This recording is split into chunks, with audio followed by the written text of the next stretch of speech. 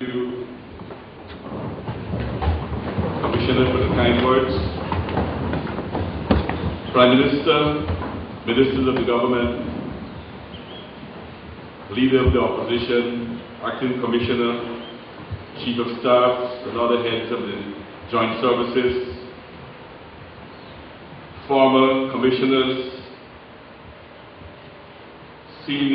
retired senior officers,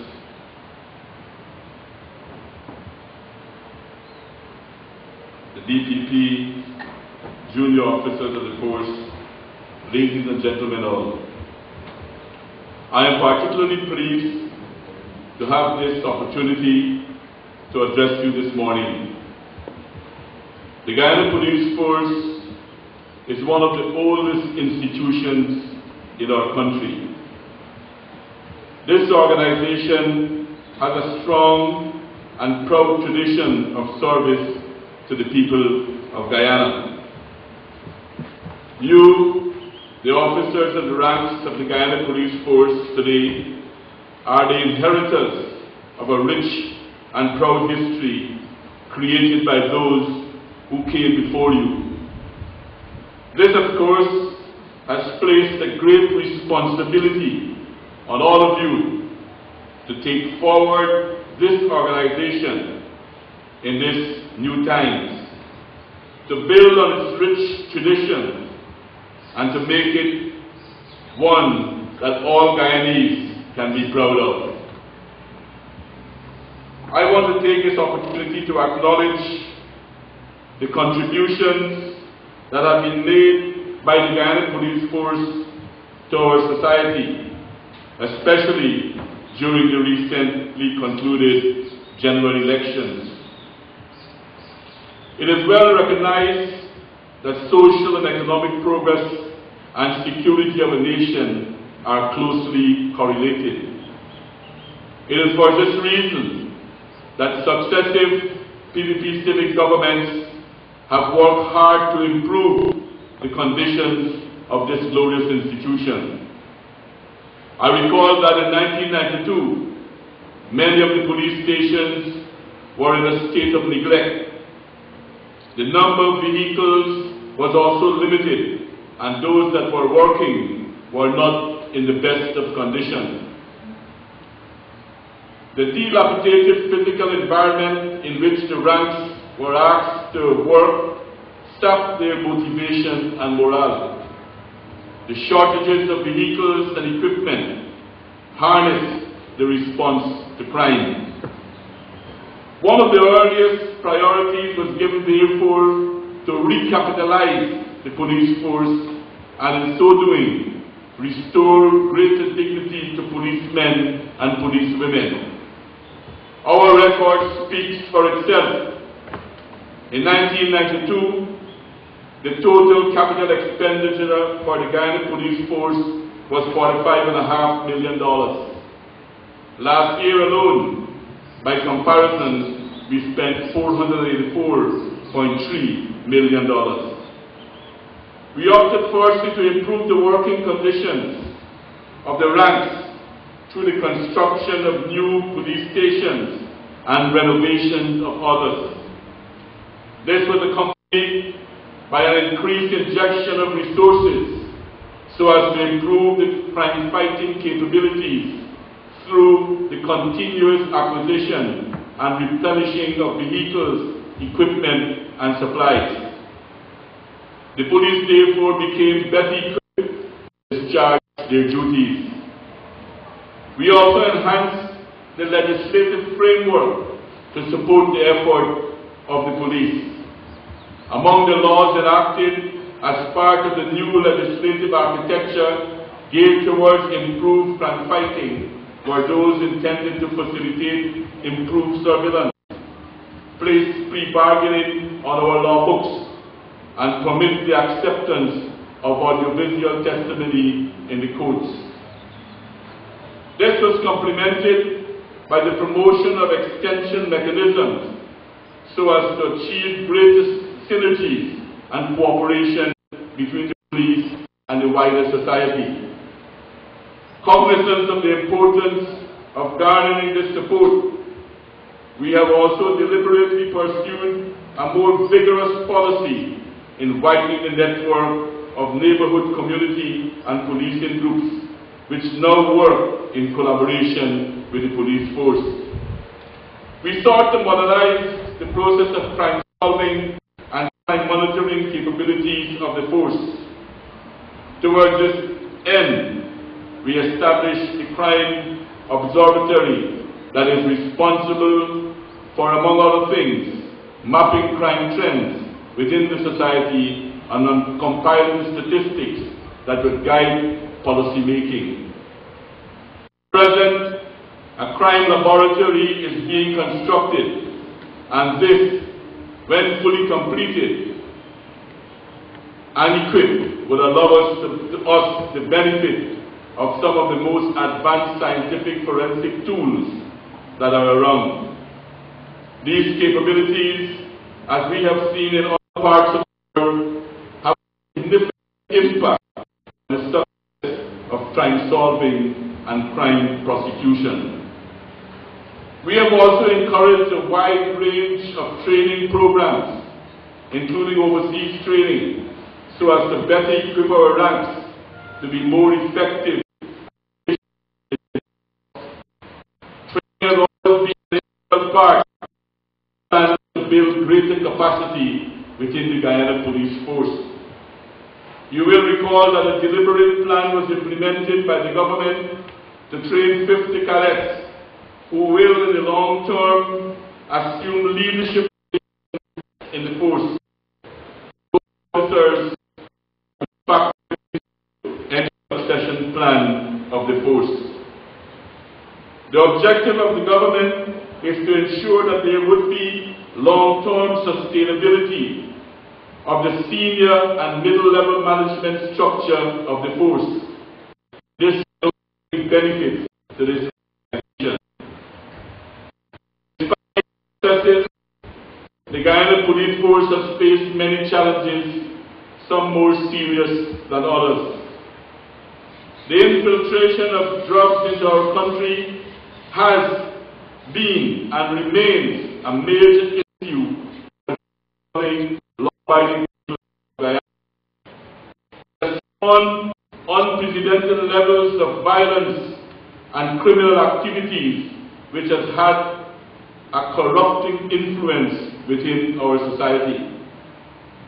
The fight against drug trafficking and its attendant ills has demanded a greater deal from our law enforcement agencies, including the Guyana Police Force. This problem has been identified as one of the global problems of our times.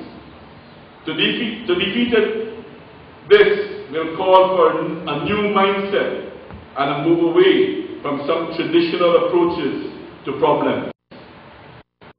We have the concept of the services to tackle the new and dangerous crimes that have arisen due to drugs and to heavily armed criminals. This idea of encouraging closer cooperation of the various branches of the security forces is important in maximizing our resources. After all, Guyana is a developing country with many problems to deal with. We must therefore constantly look for ways of doing things better with greater effectiveness, taking into consideration our resources. I am extremely pleased that the leadership of our security forces have fully grasped the significance of this and have all done well to promote this method of work. Having identified this as a global problem suggests that we have to work with others to deal with this, and we are doing just that. We are going to work towards improving the cooperation with our neighbors and with our hemisphere. To this end, we have already been holding talks to enhance our joint work against all types of crimes. The approach is also raising its importance in other areas of crime that have been gaining prominence recently. I see crimes against our fisher folks at sea. Here I see that we can have more rapid success by pooling the resources of our security forces to deal with these criminals at sea. Moreover, as the economic activities in the interior continue to expand, the joint approach offers a greater chance of success in protecting our miners and workers in the backdam. Another major challenge that faces the Guyana Police Force is the heightened incidence of violent crimes, particularly those involving the use of firearms. Most of these crimes are linked to the drug trade, and police were clearly challenged to address this sudden upsurge in violent crimes not so long ago. Criminal gangs emerged and their activities took a heavy toll on national life. It required growing efforts by the security services to bring an end to some of the more violent-prone gangs. I take this opportunity to salute the officers and men of the Guyana Police Force who helped to bring an end to this infamous crime wave that they endured in the early years of this century. And I pay tribute, especially to the men who lost their lives so that we could rid ourselves of this type of criminal gangs in our society. One of the troubling issues of our time is the high incidence of domestic violence in our society. Much of the murders are as a result of domestic issues. The police must take seriously this issue. The police must be people, but the for the years of them have led to tragic loss of lives. The Guyana Police Force must address this by adopting a more specialized approach to this problem.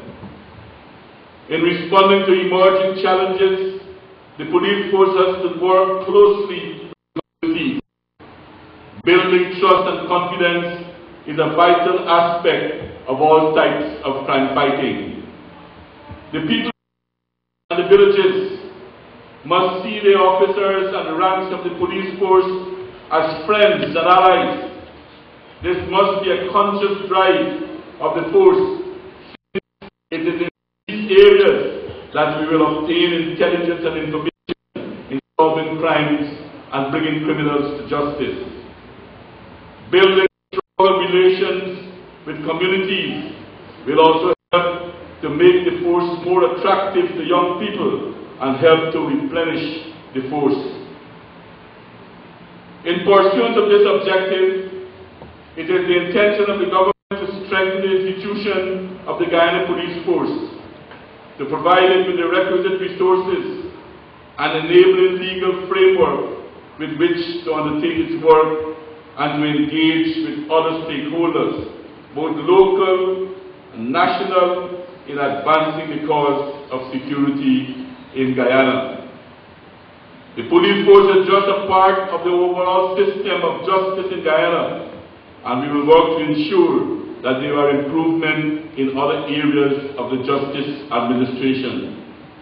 I have seen some appalling figures about the rate of court cases concluded in the court, and very, very clearly something has to be done about that so that the judiciary can complement the police force in the fight against crime.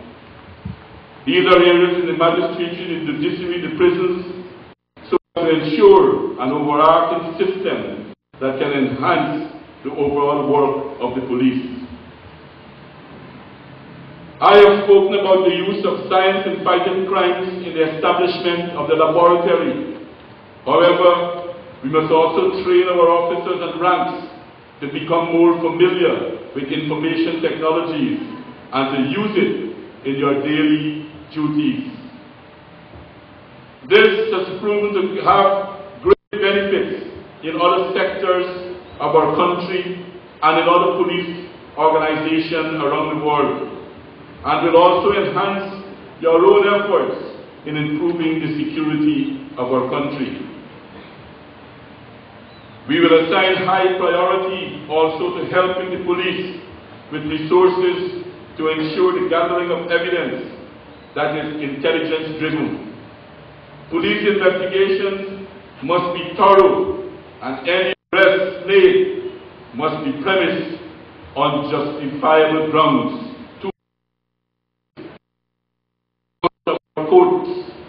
Too many criminals are allowed to walk free because very often the police does not prepare the case in a proper way. As we continue to enhance the capabilities of the Guyana Police Force, as more and more resources are put at the disposal of law enforcement, as we modernize our operations, it is only natural that the government, on behalf of the people, should have expectations of the police. You should strive to increase accountability and to care the property of the state.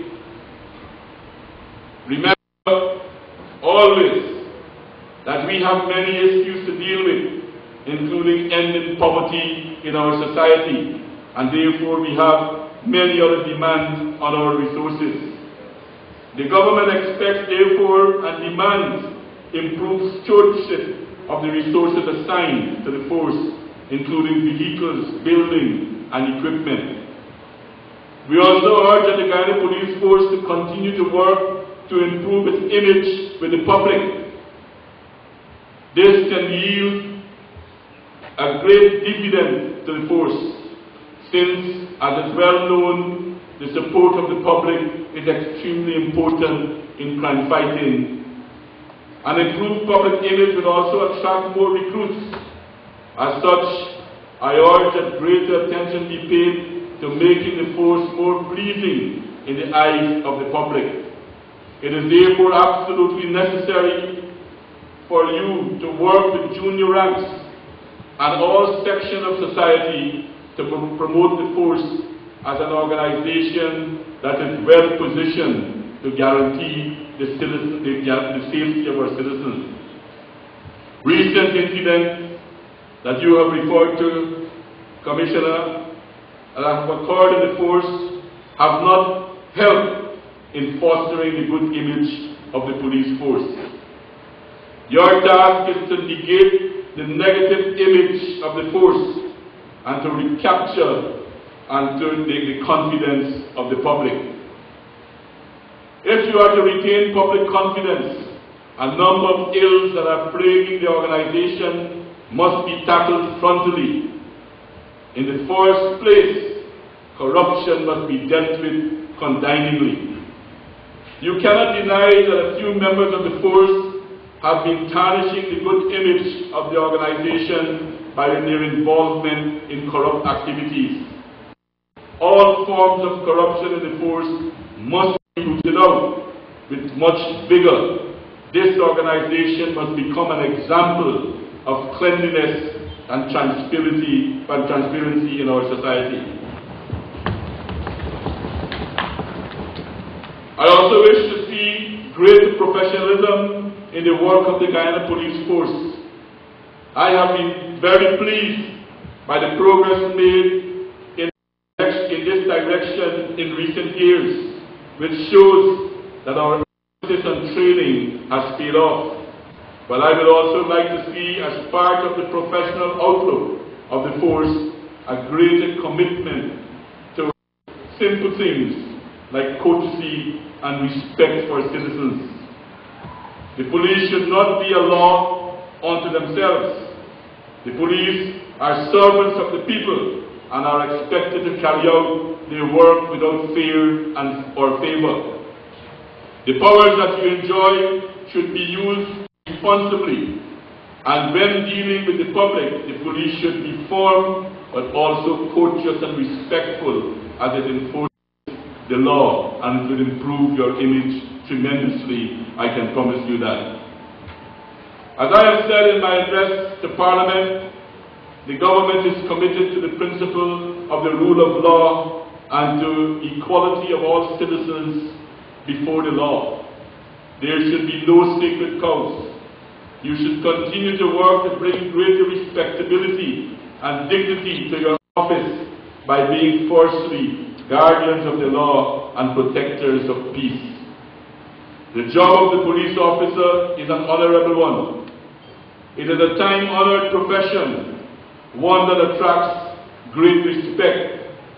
Our police officers should discharge their duties in a manner that brings great respect to their office.